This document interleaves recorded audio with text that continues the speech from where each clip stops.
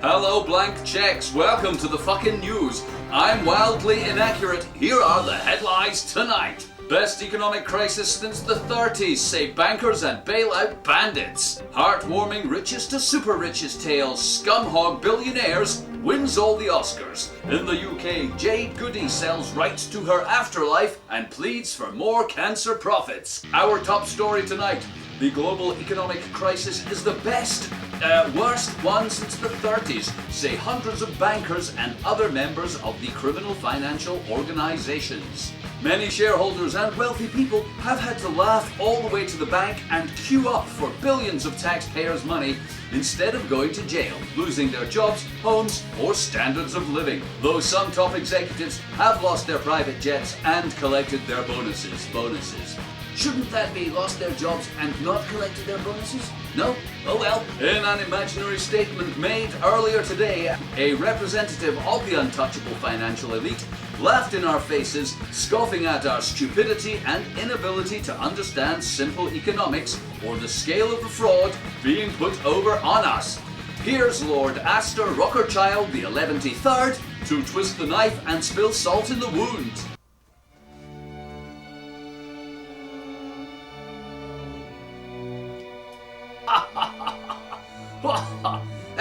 Hello, landless peasants.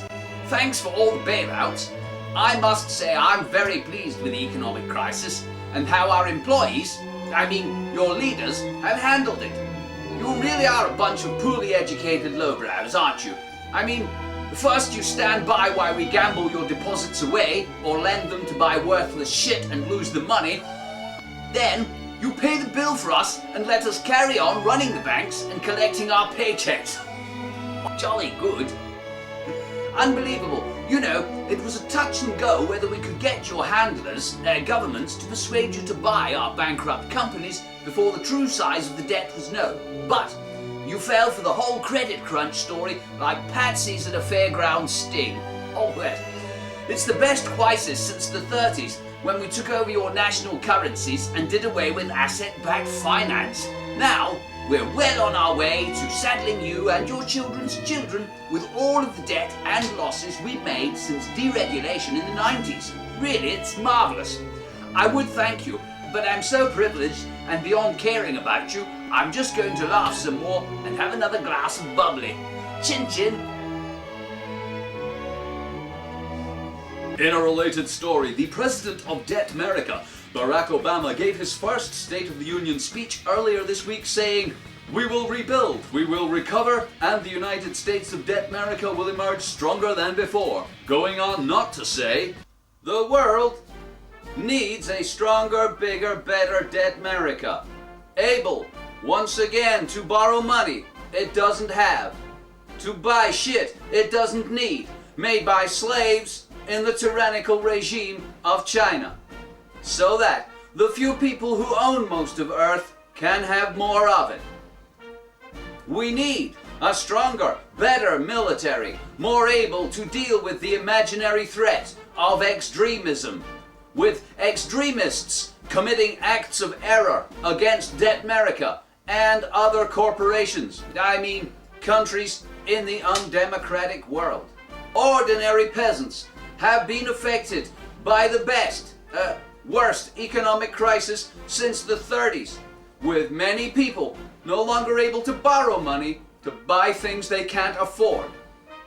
This has led to a great deal of reality in people's lives, which some experts warn could result in a global reality crisis, in which people all over the earth end up living in the real world. To prevent this, and for many other reasons, I am announcing plans to rebuild a bigger and better Disneyland for all of us to live in. God bless America.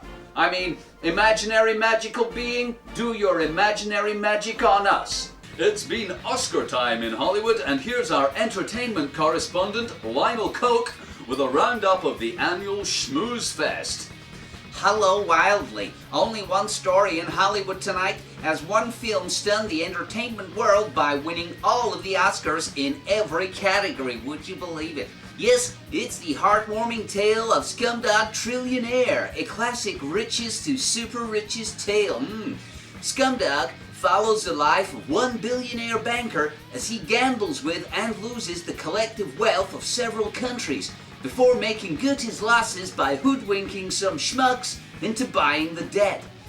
What follows is a turnaround as tear-jerking and moving as any Hollywood movie ever, reminiscent of It's a Wonderful Bailout Life, evocative of Miracle on Wall Street for the 32nd time, and dramatic as Your Future is Gone with the Wind. I won't spoil the end of the movie for you, but needless to say, there's a whole lot of scum and a whole lot of money. Back to you, Wildly.